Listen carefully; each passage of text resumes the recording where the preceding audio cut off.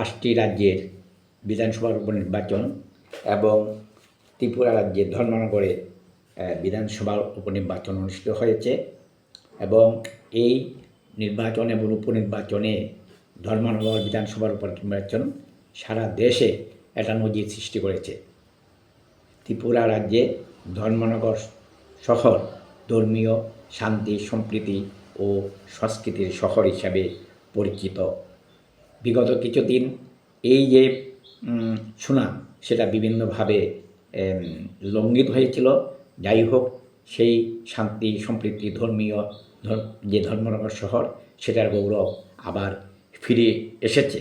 আমরা দেশের বিভিন্ন রাজ্যের যে বিধানসভার উপনির্বাচন অনুষ্ঠিত হয়েছে সেই উপনির্বাচনে যে অশান্তির যে সংবাদ দেখেছি, যেই সংবাদগুলো আমরা পরিলক্ষিত করেছি সেটার সাথে ধর্মনগর কোনো মিল ছিল না।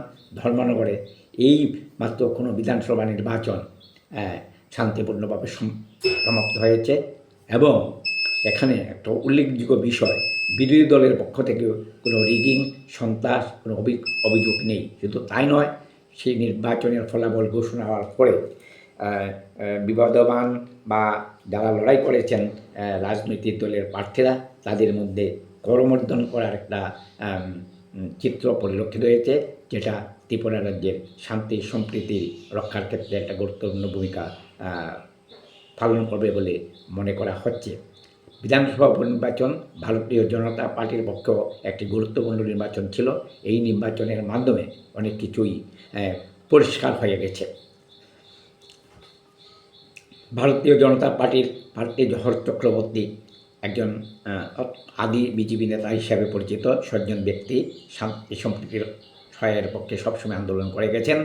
তিনি এবারের উপনির্বাচনে প্রার্থী ছিলেন। ভারতীয় জনতা পার্টি একটা সঠিক লক্ষ্যে প্রার্থী মনোনয়ন করেন এবং তার ফলাফলের মধ্যে প্রতিফলিত হয়েছে।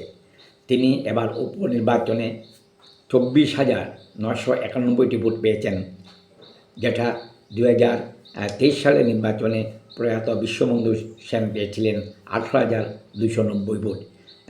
কত ভোট উনি গত 23 নির্বাচন থেকে উনি গেইন করতে পেরেছেন, বিশাল মার্জিন, প্রায় 5,000 থেকে অনেক উপরে উনি গেইন করতে পেরেছেন এবং এটার মাধ্যমে প্রমাণিত হয়েছেন যে জননেতা, সার্বিক জননেতা বলতে যা বোঝায় জহর চক্রবর্তী, সেটা প্রমাণ করলেন। ধর্মনগর উপনির্বাচনের মাধ্যমে বিরোধী দলের শক্তিও অনেকটা যাচাই হয়ে গেছে। এই নির্বাচনের মাধ্যমে কংগ্রেস এবং সিপিএম দুটি বিরোধী দলের মধ্যে যে একটি সুন্দর একটি আমরা লড়াই পরিলক্ষিত হয়েছে। এই নির্বাচনের ফলাফল কী হবে এটা পূর্বেই অনুমান আন্দাজ করা গিয়েছিল। আমিও একটি ছোট্ট ভিডিওর মাধ্যমে জহর চক্রবর্তী যে নিশ্চিতভাবে হয়ে যাচ্ছেন সেটা তুলে ধরেছিলাম, কিন্তু যেটা পরিলক্ষিত হয়েছে সেই ধর্মনগর বিধানসভা উপনির্বাচনে কংগ্রেস এবং সিপিএমের মধ্যে হাড্ডাহাড্ডি লড়াই হয়। সেই লড়াইয়ে সিপিএম দল সেকেন্ড পজিশন দখল করে এবং ভারতীয় জনতা এবং কংগ্রেস দল তৃতীয় স্থান দখল করে। সিপিএম দল 6,001টি ভোট পায়, যেটা গত বিধানসভা নির্বাচনে সিপিএম ইলেকশনে ছিল না, কেননা 23 সালের নির্বাচনে কংগ্রেস এবং সিপিএমের মধ্যে জোট হয়েছিল এবং জোটের প্রার্থী ছিলেন চয়ন ভট্টাচার্য। তিনি প্রয়াত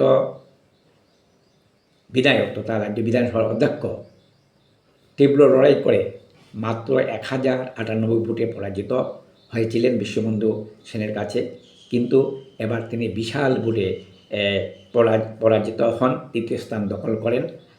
ওনার প্রাপ্ত ভোট ছিল 5,936টি ভোট। সেই ক্ষেত্রে 65টি ভোট সিপিএম দল এগিয়ে আছে কংগ্রেস থেকে। 65টি ভোট বেশি পেয়ে কংগ্রেস থেকে সিপিএম দ্বিতীয় স্থান দখল করেছে ধর্মনগর নির্বাচনে। এই যে রেজাল্ট আগামী যে দিনগুলোতে আসছে সেটার ক্ষেত্রে অনেক গুরুত্বপূর্ণ ভূমিকা পালন করবে বা অনেক হিসাব নিকাশ করে চলবে। আরেকটি বিষয়, যে জননেতা, সার্বিক জননেতা বলে জওহরবাবু এখানে প্রতিষ্ঠিত করতে পেরেছেন। স্বাভাবিক কারেই ইনি নবনির্বাচিত বিধায়ক, ওনাকে অভিনন্দন জানাই। কিন্তু সেই সাথে সাথে ত্রিপুরা রাজ্য রাজনীতিতে এখানে স্বাভাবিকভাবে এবং ধর্মবাসীর থেকে ইতিমধ্যে একটি দাবি উঠেছে, নবনির্বাচিত বিধায়ক জহর চক্রবর্তীকে মন্ত্রিসভায় স্থান দেওয়া হোক। কেননা ধর্মনগর বিভাগে ত্রিপুরার মন্ত্রিসভায় এখনও কোনো মন্ত্রী নেই। যেখানে ঊনকোটি জেলায় 3 জন মন্ত্রী ছিলেন, সেখানে ধর্মনগর বিভাগে কোনো মন্ত্রী নেই। পাণ্ডেসাগর বিধায়ক বিজেপি দলের দখলে এবং ধর্মনগরও দখলে এসছে। সেই ক্ষেত্রে এখানে যারা বিজেপির যারা কর্মী সমর্থকরা আছেন, সেই ক্ষেত্রে সজ্জন ব্যক্তি হিসাবে জহর চক্রবর্তীকে মন্ত্রিসভা অন্তর্ভুক্ত করার একটা দাবি ইতিমধ্যে পরিলক্ষিত হয়েছে।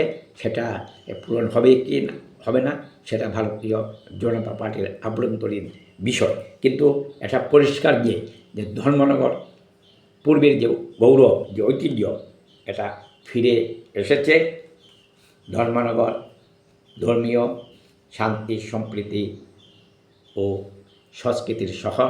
এই ধারা সামনে আরও বজায় থাকবে, এটা ত্রিপুরাবাসী চায়।